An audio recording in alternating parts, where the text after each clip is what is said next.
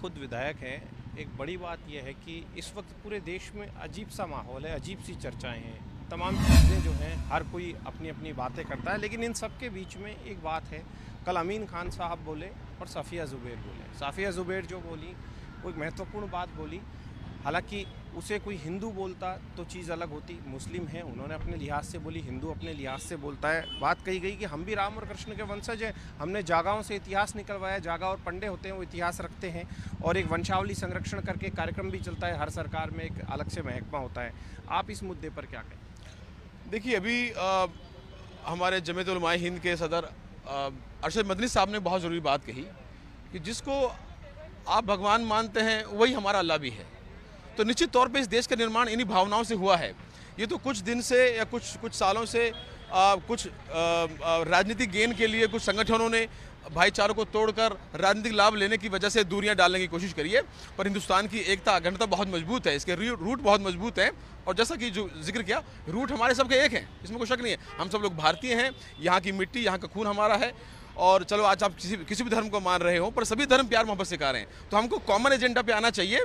और भारत जोड़ो यात्रा इसी का संदेश थी कि हम लोग मिलें, हम एक ही बात करें, हम मिलजुल कर आगे बढ़ने की बात करें। जड़ें तो कम से कम एक हैं, ये बात तो आरएसएस भी बोल चुका है। जड़ें, रूट सबके एक हैं, जड़ें एक हैं। जब जड़ें एक है तो फिर ये तमाम चीज़ें देश में क्यों हो रही है, क्या मानते हैं? ये सवाल तो आरएसएस वालों को जवाब आरएसएस वालों को ही देना चाहिए। जब हमारी जड़ें एक हैं, हमारी सब चीज़ें एक हैं, तो आज वो भेदभाव किस बात के लिए करते हैं हमसे? अगर हम अलग धर्म को मान रहे हैं तो उनमें उनका नुकसान कोई नहीं है, उनका भी आदर करते हैं, उनका भी सम्मान करते हैं। अल्लाह, राम, भगवान, हम सबके मानने वाले हैं, तो ये अच्छी बात है। और मैं तो उन्हीं से कहता हूँ, जब वो राम राज्य की बात करते हैं तो राम राज्य के अंदर क्या किसी और धर्म के मानने वालों को जगह नहीं है? क्या भाईचारे के लिए जगह नहीं है?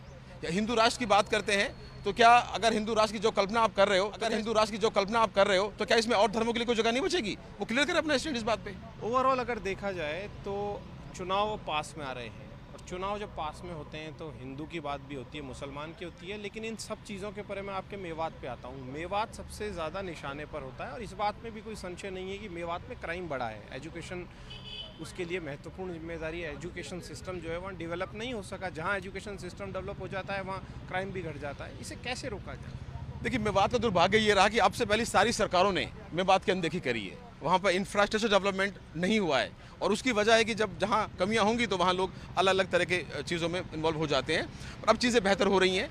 मेवात टारगेट रहा है क्योंकि वहाँ मुस्लिम का क्षेत्र है, आसान होता है टारगेट करना। अब ये जो गुंडे बाहर के आते हैं गोरक्षक के रूप में और दलों के रूप में, ये आके वहाँ क्राइम करके हिंदू मुसलमान की भावनाओं को भड़काना चाहते हैं। ये चुनाव के मद्देनजर हो रहा है, और उनको पूरा संरक्षण प्राप्त है हरियाणा सरकार से, बीजेपी सरकार से, उनके नेताओं से। कल आपने देखा, मैं सदन में बात कर रहा था तो नेता उनका सपोर्ट कर रहे थे। जो लोग किसी की हत्या कर दे, किसी को जिंदा जला दे, आप इतने निर्दयी कैसे हो सकते हो कि आप उसकी सपोर्ट में रैली निकालें, आप जो है रोड जाम करें, और वहाँ की सरकार उन पर कोई कार्रवाई नहीं करती? तो निश्चित तौर पे ये भारतीय जनता पार्टी या उनके लोगों को की सोच से उजागर होती है।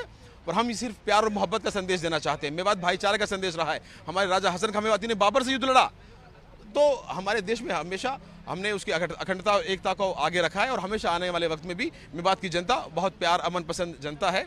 पर लेकिन हमें उसकी नेगेटिविटी जो है वो और दो लोग जो बदनाम करते हैं उनसे बचना पड़ेगा। आज भी ये जिस गांव की घटना है, घाटवे गांव में, वहां पर एक वैश्य परिवार रहता है और आज वो सरपंच है। ये आपको साथ सिर्फ एक परिवार रहता है और आज वो सरपंच है। उस गांव के अंदर 1000 के वोट की आबादी होगी।